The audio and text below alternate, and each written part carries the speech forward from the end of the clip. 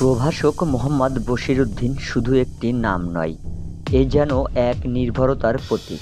প্রভাষক মোহাম্মদ বশিরউদ্দিন বাংলাদেশ জাতীয়তাবাদী দল বিএনপির সংগ্রামী আহ্বায়ক, টঙ্গী পশ্চিম থানা।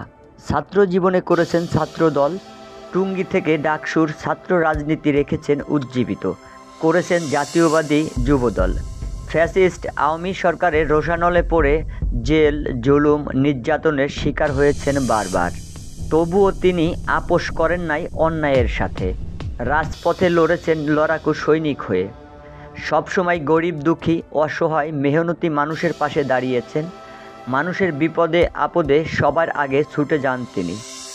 পেশায় একজন শিক্ষক, সেই শিক্ষা রাজনীতির মাঠে প্রয়োগ করে দেশকে সুন্দর আগামীর পথে নিয়ে যেতে আগামী জাতীয় সংসদ নির্বাচনে গাজীপুর ৬ আসনের এমপি হয়ে সাধারণ মানুষের সেবা পরিপূর্ণভাবে করার আশা ব্যক্ত করেন।